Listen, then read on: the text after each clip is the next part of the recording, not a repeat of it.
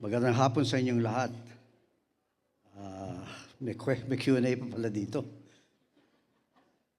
Unang-una kay Quezon City Mayor Joy Belmonte, Malabon Mayor Jeannie Sandoval, regards to your husband.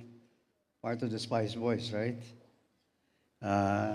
UNESCO Director Haya Shikawa.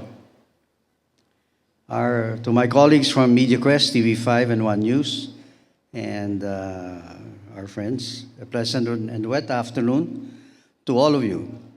Thank you for joining us for this MILCON 2025, a forum organized to discuss one of the most critical social and infrastructural challenges of our time, media and information literacy, with the theme, Truth Under Fire, Empowering Critical Thinking in the Age of AI. Like Mayor Belmonte, I was the victim of not only one, but several internet postings, ranging from Facebook, Instagram, and even Reddit, which I think can be rather controversial, right? A few weeks ago, a video of myself began circulating on Facebook. Not quite as serious as earthquake, but it looked like myself, spoke like myself, and as long as they invest, I was supposed to promise people money. So it couldn't be me because I have no money for anyone and everyone. When I saw the video, I called Jane Basas of TV5 to say, hey, you must organize a conference on media and truth. So this was how MILCON was conceived and born.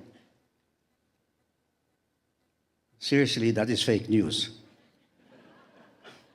I must give credit actually to MediaQuest, to Jane and her people who organized this consequential and timely conference.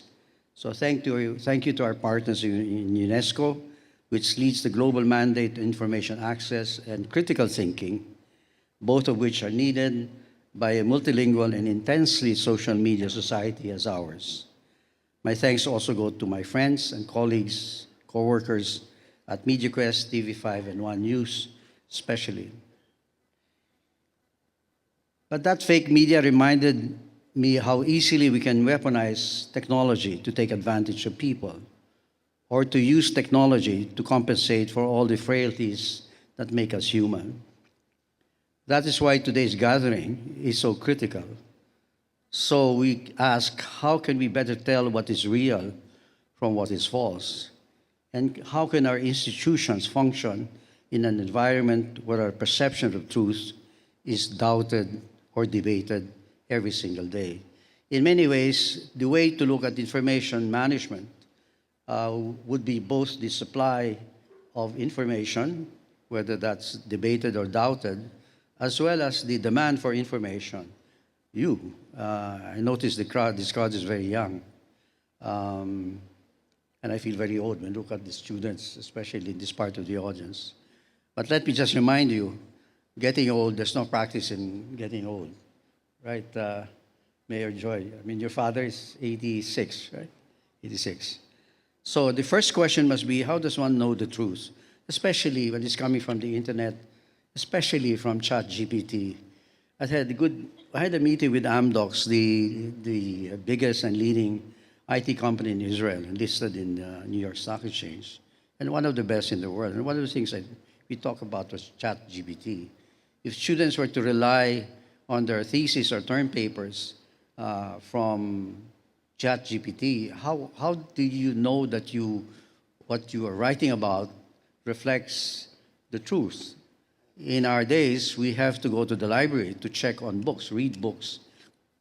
And our principal source of information is the product of scholarly work, the Encyclopedia Britannica.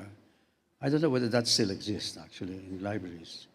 But at least we rely on that. Now, I think they said that Gen AI now is very well adopted by ChatGPT. So they do, Gen AI is able to improve its sources of information, and they do provide the list of sources of the thesis or term paper that you're producing. So you could cross-check, and I think students should cross-check the kind of information they input into their work.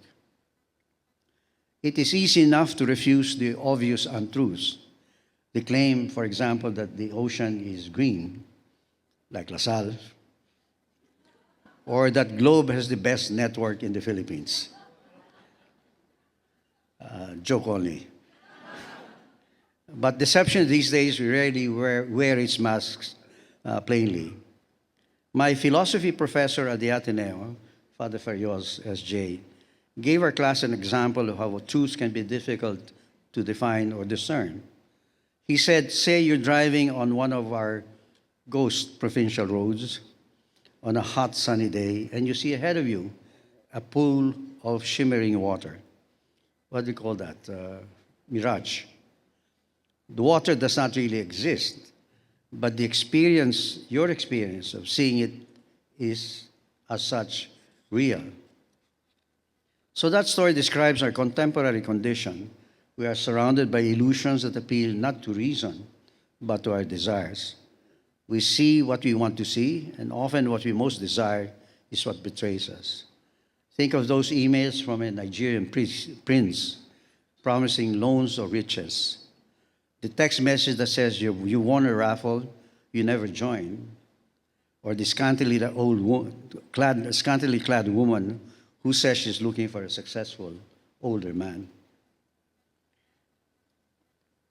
Our group is built on businesses that connect Filipinos with electricity, with clean water, roads, and most certainly communication, together with the relevant infrastructure or network precisely to facilitate those connections. But what good is infrastructure if the information and data traveling across them are dirty, doubtful, or simply untrue, when the very digital air we breathe is poisoned with disinformation and untruths? Through Thinkamuna, we call on our people to think before they click, to question before they share, to ask not only about the content they encounter, but also their own biases. Is this true, or do I just wish it to be true? And I'd like to emphasize when we say Thinkamuna, we're not just about encouraging people to think more important than that. We're asking them to stop for a while, hesitate and doubt. As the great philosopher René Descartes once said, I think muna, therefore I am. Of course, no one organization can guard or determine what truth is. Once, our duty was to check our own facts and present the news as we see them. Now we find ourselves checking the facts of others, vloggers, provocateurs, rage baiters, correcting falsehoods to no end.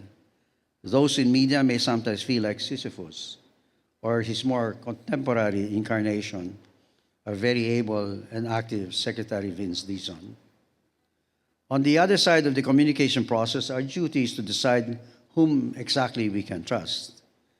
This is the greatest argument why we need professional, reliable, credible, courageous, and independent journalists and news organizations. Not to offer something perfect or never get it wrong, but something whose mission it is to try to do it right and to be accountable when sometimes they're not. The BBC and Financial Times rank up there in credibility, but why does it feel safe to believe them? Apart from their long history of veritas, truth for them is a practice. It is not found, it is earned. If we pursue truth consistently, with care and with excellence, we build trust for ourselves and confidence amongst our people.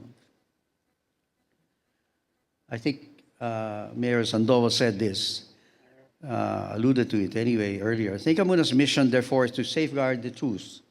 But truth is too immense, too vital to be contained within the walls of any single organization. So this requires a unified national mobilization movement. First, we need the government to champion MIL as a core policy initiative, integrating it into national security, education, and technology strategies. Second, we need the business sector, not just media companies, but all companies, to integrate MIL into their corporate social responsibility frameworks. Invest in training, invest in tools, and create workplaces where employees are trained to man the ramparts of truth and protect them from what's false and fake, to read beyond the headlines, to check before they share or forward. The strength of our democracy, the stability of our economy, and future prosperity of our nation hinge on the integrity of our information space. Because when truth falters from attacks, confidence wavers, and when confidence collapses, eventually, so does our economy.